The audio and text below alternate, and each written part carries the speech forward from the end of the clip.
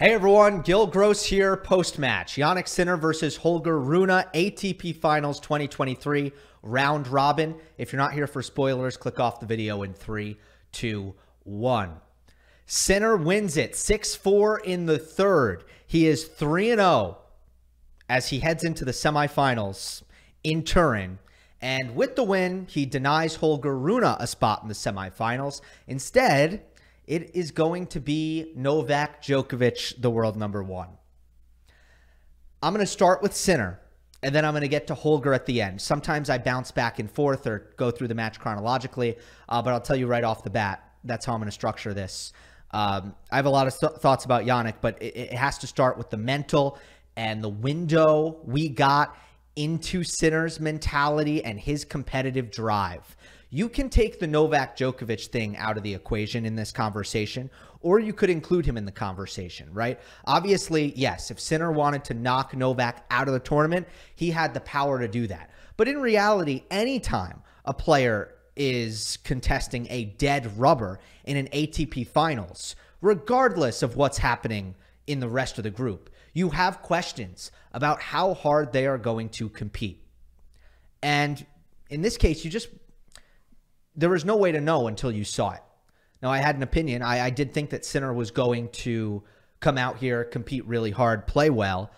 I thought that would be the case because he wouldn't want to lose to a rival who he's 0-2 against in Holger Rune, right? You don't want to be playing at the Australian Open and you're 0-3 because you didn't give it your all in an ATP Finals match like this. I also think he takes pride in giving a sold-out arena in his home country a positive show and a victory. Obviously, you know, a television audience in Italy in prime time. I'm sure he understands like how much kind of joy he's bringing to his home country with this run in Turin. There's the rankings points. There's the prize money. I think it's really hard when you step on the court in a high stakes match like this, if you're a competitive guy, to not give it everything, all right? So that's why I expected him to give it everything.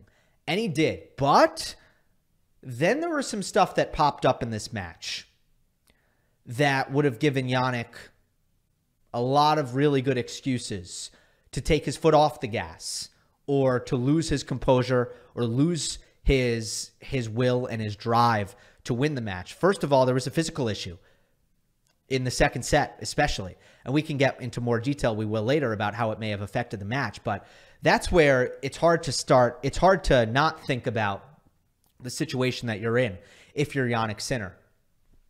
And you start thinking, man, I better be careful here because I don't need to win this match. I want to be 100% for the semifinal. So let's take it easy. He didn't really do that, though. He didn't even call the physio. And he just worked through it, and it seemed to go away. That was one moment. I'm like, okay, here's a test. Sinner passed that test. And then there's the fact that emotionally, this must have been an excruciating match for Sinner when it comes to just the scoreboard dynamics, because he kept getting close and he kept coming away empty-handed on these Rune service games. I can put this in a stat. The stat to look at is total service points. Okay, Rune had 109 total service points. Sinner had 84. And yet, this match was 4-all in the third. Totally could have gone either way. And obviously, what that stat tells you is on Rune service games, you're getting a lot of extended deuce games. You're getting a lot of 40-30s, etc. On Sinner service games, you're getting a lot of holds at love, holds at 15. But, you know, the tennis scoring system, it can drive you mad, because you don't get any bonus points for coming close. And certainly Sinner was bearing the brunt of that, and his signature composure came to the forefront, where he was just so cool. I mean, I literally wrote in my notes midway through the third set, mental composure from Sinner is crazy here, because anybody who's played knows, like, that will drive you up a wall if you continue to miss opportunities to break serve. All right. Technically speaking, and I just think the composure is even more impressive given what we know about the circumstance, given that it was a dead rubber. Technically, I thought there were three keys for Jannik, so I'm going to take you through those three keys. And the first one is return depth. Throughout the match, I was noticing when Sinner gets a look at his second serve return, he tends to plaster that thing right on the baseline. The consistency of the depth is just remarkable. And there were a lot of returns deep up the middle that were paying off for Sinner in a very noticeable way, especially on the second serve looks, but also occasionally on the first serve looks. It's just a lot harder, especially with the way Rune was serving. But on the second serve, he held Rune to 41% second serve points won. This is another one where I'm thinking, okay, I have this observation. How can I turn that into a stat just so I know that my eyes aren't deceiving me, and also so that I can share it with you guys? Well, the stat I want to look at to showcase the aggressive returning is how many return points are won within 4 shots. Usually we look at service points within 4 shots because that's serve plus 1. The plus 1 is the third shot, and then you get one more. But in this case, let's look at return plus 1. 24% of Rune's service points were won by Sinner in less than 4 shots. If I take the same number for Sinner service points, how many did Rune win in less than 4 shots? The number is 12%. So it's 24% versus 12%. And yes, that stat is muddied by a couple of other outcomes. Say you get a double fault. Say you get a return of serve that isn't deep at all, but you get an easy unforced error on the plus 1 on a short ball, or a lot of serve and, you get a serve and volley, and you get the point. There are other things that can happen, but I think the majority of that subset is about how many errors are you forcing off the return, or how many winners are you hitting on the 4th ball to follow up your return.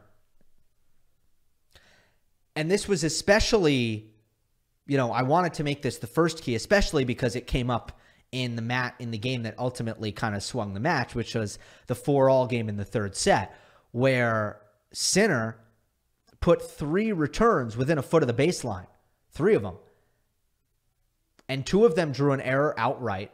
And then the 3rd one was the break point where, Sinner was able to take control of the point off of that return. He ends up hitting a big forehand inside out approach shot from behind the baseline. Whenever you hit an approach shot from behind the baseline, you're in danger of having to deal with the low volley from around the service line area. That's what Sinner got, and he hit one of the best volleys I've ever seen him hit to get this break.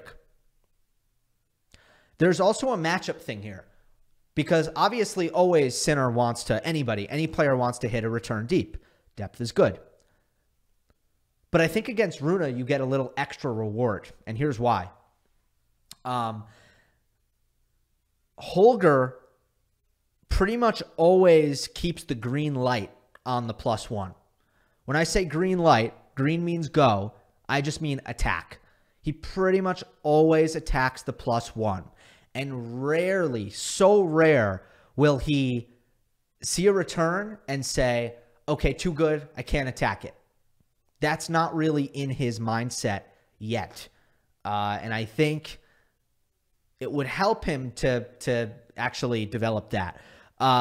What many will do, right, if Sinner hits a second serve that is kind of coming at your feet, what many players will do is abbreviate the backswing, slow down the racket, try to hit deep, maybe back up a little bit, and get ready to defend. That's what most players will do. Rune doesn't do that. He does not abbreviate the backswing. He does not slow down the racket, and he does not move back. He just tries to hit that big half volley from the baseline. And he misses it a lot because it's a really tough shot to pull off. He's also really good at sometimes making it, which is why I don't have a problem with him going for it, when he's up 30 love or he's up 40 love, when he has some cushion. But if we're playing the percentages here, it's not a high percentage shot. And that's why I think Sinner also got extra reward for the depth on his return against Holger. So I mentioned the second serve points won for Rune at 41%. Big contrast to Sinner, who was at 60%. And I give a lot of credit to Sinner's body serving on the second serve, averaging 102 miles per hour. So he brings a lot of pace. And this is something that he's done to Alcaraz really well also. When you have a player who's trying to be early and aggressive on the second return, as Holger wants to do, yeah, the best play, especially if you're not on clay and you can't try to kick the ball as effectively, you got to try to jam, because you also don't want to hit close to the lines on a second serve. You risk the double fault. Best thing to do, body serve, jam them up. I think he did that very effectively. Another key point here, 3-4 in the third set. Break point. It was the only break point that Holger had in the third, but let's face it, if he wins this point, he probably wins the match. He served for it at 5-3. He got jammed on his backhand hip, and he was trying to go down the line. When you get jammed and you go line, yeah, you usually miss it wide. And that's what happened on that second return. Albeit, or granted, Sinner did make most of his second returns. Sorry, Rune did. So it's not as if, you know, Sinner was constantly getting Rune to miss second serve returns. I do think, though, Holger just couldn't be as offensive as he wanted. And when you get jammed and you're trying to take the ball really early and you're inside the court, well, now you're not in good defensive position either. So Sinner gets that +1 ball to attack an out-of-position Rune behind his second serve, which is a great thing for Sinner. Sinner has a different approach. He is much harder to jam because he stands further back. And the reason why Jannik is totally okay standing a little bit further back, I think, is he trusts his weight of shot. He knows that, and by the way, Holger hits the ball huge. So I wish Holger did this sometimes. I think he should have made that adjustment and moved further back, because Holger crushes the ball. But Sinner knows that he doesn't need to take the ball super, super early to do damage because he hits so big. The last key, the third key for Sinner, was the volleying. He was selective coming forward. This wasn't a match where he was like really emphasizing the net rushing. At least it didn't seem that way. But when he did, he was automatic. It was very Rafa-like. Right? That's Nadal's approach to net play. Let the baseline aggression make life easy at net, so that when I actually do come forward, the volleys are super easy. Now, you still have to be a good volleyer to operate at the efficiency that Sinner operated at, which was net points won 20 for 23, 87%. You still have to be a very skilled volleyer to be that good. But point is, he just had like an unbelievable ability to be efficient and finish off the points from winning positions because he was hitting great approach shots and clinical finishing volleys. And that stat tells you all you need to know. Very different from the Rune stat, net points won, which I'll talk about a little bit later. Actually, let's talk about it now, because we can transition to Holger Rune here. And we can talk about first what changed, because Sinner, he dominated the first set. And then after the first set, it was a much different match. So what happened early in the match, first 4 or so games, was, look, Rune was very aggressive. And he stayed aggressive. But the difference was, in the first set, his aggression was just not executed well at all. There were a lot of poor forehands. There were a lot of poor volleys from these aggressive positions. And I actually did the tracking, because it was 3-love after the first 2 games. Sorry, that's impossible, isn't it? It was 3-love, and it was too many breaks. And I was thinking to myself, after the 3-love, I was thinking, what happened here? Because it seems like Sinner hasn't really done much. Like, it seems like Rune has been the one in attack more often than not, and he's just losing the points. So I went back and I looked, and again, this is there's some subjectivity here, but to me, Rune was attacking on 8 of the 12 points that he lost, most of them. And, you know, that includes a couple of points where he didn't even have a chance to be in attack because Sinner hit an ace or a service winner. So, you know, he was very aggressive, and the forehand wasn't there inside the court, and he made some mistakes on the volleys too, and he was getting passed. Rune in the first set, 0 of 5 at net. Again, sometimes it was the approach, sometimes it was the volley. But then he fixed it. He was 13 for 19 the rest of the match. And then another thing that was happening in the first set, because Rune was kind of shooting himself in the foot with issues executing offense, Sinner felt so comfortable, and he wasn't missing. He just wasn't missing because he knew that there was no reason to miss until Rune raised his level. So Jannik made only 3 unforced errors in the first set. As soon as Holger started to find his range in attack and, you know, started to make Sinner feel more uncomfortable to start the second set, and certainly also working the point a little bit more because he was getting to a position where he was able to go, you know, 5-6 shots without missing. As soon as that started to happen, Jannik started to press, and he was not so consistent for the rest of the match after the first set. Like, Sinner has played cleaner, especially in the last 2 months or so since the U.S. Open, where his performance has been just on another planet. This was, you know, second set and the third set, Sinner was not unshakable in terms of the baseline errors. And that, you know, that is somewhat of a credit to Rune because he got Sinner to feel like he had to do more.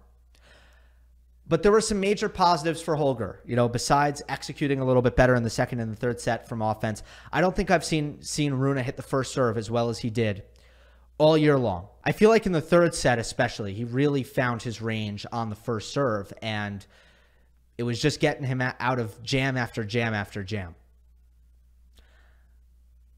Another thing is the Holger forehand. I feel like that's a positive. I thought that was good in the Djokovic match as well.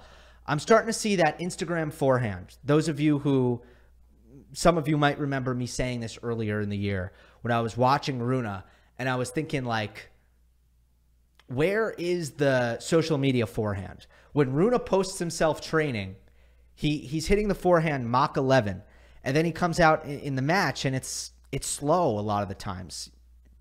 And believe me, the year-long Hawkeye data shows that Rune's forehand speeds can actually get very, very slow. But I think here in Turin, I'm seeing him with much more success, just deliver good ball speeds off of the forehand. And another thing is nobody hits their forehand down the line more often than Holger. I don't think. That's something that I would love to see what the Hawkeye data suggests, because yeah, he doesn't really like to hit it cross nearly as much as he likes to hit it line. It really tests the righty backhand. And when Sinner had that physical issue with the lower back late in the second set, it was clearly the backhand that was affected. The movement was totally fine. Serve was fine. Forehand was fine. But not only did the backhand performance go down the tubes at the end of the second set for Sinner, but also when he was missing these backhands, every time it was right to the back. Like, he would always miss the backhand, grab the back. So it was pretty clear to me, the evidence was pretty clear that that was the shot that was affected. And you look at the 5-6 game in the second set, Sinner made 3 backhand unforced errors in a row to go down love 40 at 5-6, the game that Rune ultimately broke to win the second set. So I think it was a good matchup in that sense, where actually, in general, I think it's a good pattern for Holger, because Sinner's running forehand, Sinner's forehand out of the corner, much better than Rune's forehand out of the corner. So for Rune to break that up by just taking his forehand down the line constantly and making Sinner hit his two-hander, that's a good baseline pattern for Holger. I don't know if that's him doing it because he's playing Sinner. I actually don't think it is. I think he's just doing it because that's how he likes to hit his forehand. But it just so happens that against Sinner, it's a good tactic in the head-to-head. All right, lastly, it was good to see Holger's fitness. hold up well past 2 hours in this match. There are more conversations to be had about this topic. I'm not going to have them now. Monday match analysis, I'll basically assess all 9 players in the competition, and we can toss around this interesting topic, which is Rune's fitness. But for now, I'll just leave it at this. The legs appear to be well under him for the duration of this 3-set match. So that's all I got. Really fun match, super entertaining match, and semifinals will be set tomorrow, and I'll have more post-match analysis. Certainly of the first match. We'll see if I do the afternoon match. If it's a dead rubber, I won't do it. Hope you enjoyed. Don't forget to subscribe. I'll see you next time.